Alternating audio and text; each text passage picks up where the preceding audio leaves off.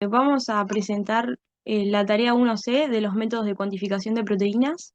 Bueno, como objetivos nos pusimos determinar la concentración de una proteína a través del método de Bradford y además realizar procedimientos alternativos a la ecuación de la recta.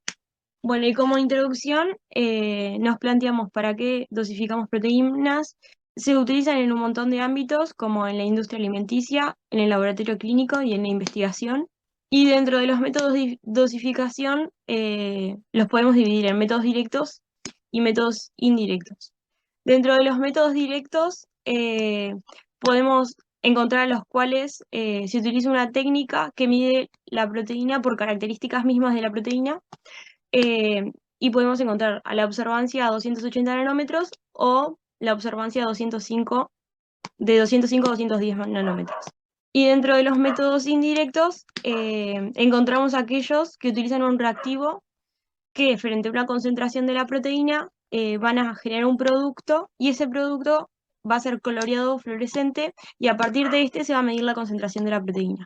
Como ejemplo de los métodos indirectos tenemos a los métodos colorimétricos.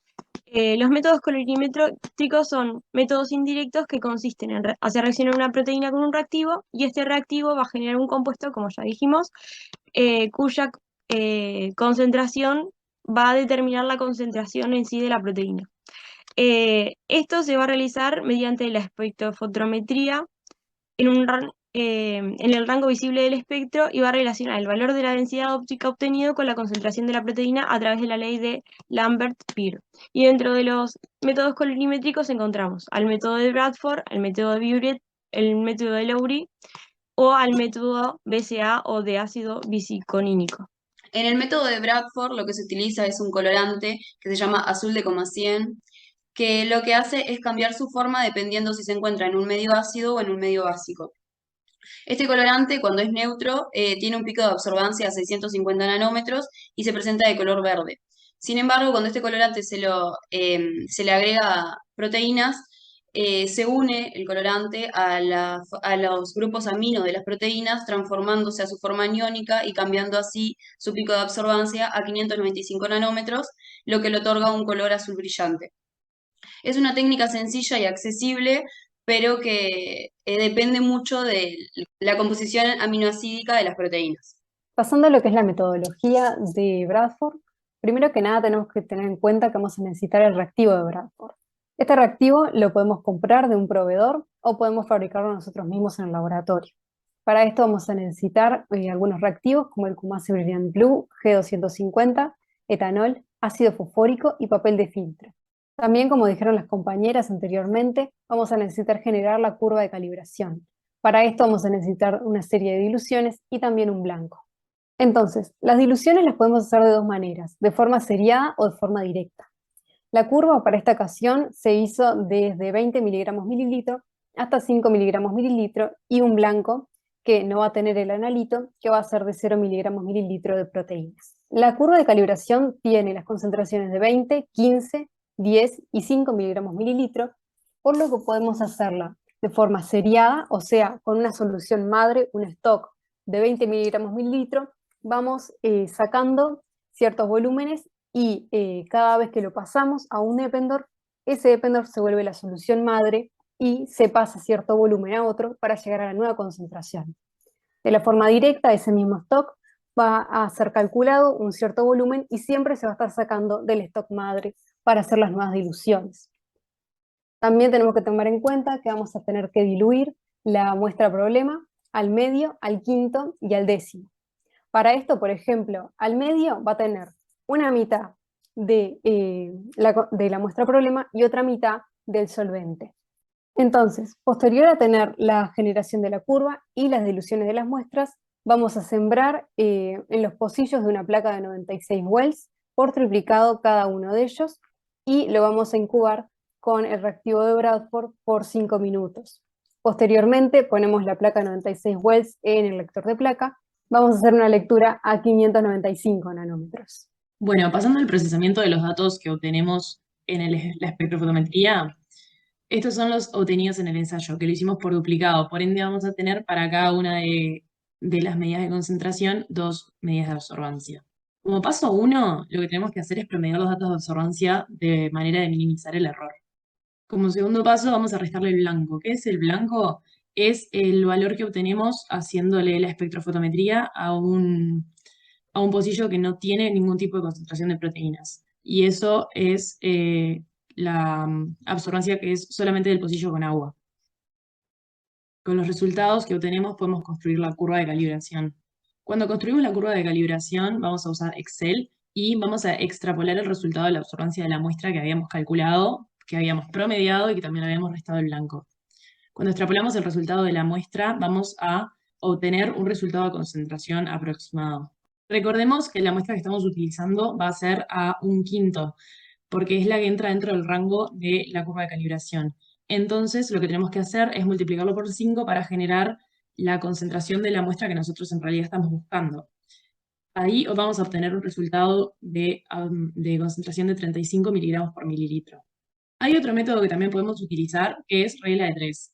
Lo que hacemos es elegir valores con los que hubiéramos construido la curva de calibración que sean los más cercanos a el de la muestra diluida a 1/5. Vamos a utilizar los valores de absorbancia a 5 y 10 miligramos por mililitro. Y vamos a promediarlos y también vamos a restarles el blanco. Con los valores que obtenemos vamos a hacer 2 reglas de 3 y vamos a conseguir 2 resultados de concentración de la muestra problema, que a su vez los vamos a promediar para minimizar el error y vamos a obtener un resultado que nos dio 36,48 miligramos por mililitro, que es coherente con el resultado que obtuvimos extrapolando.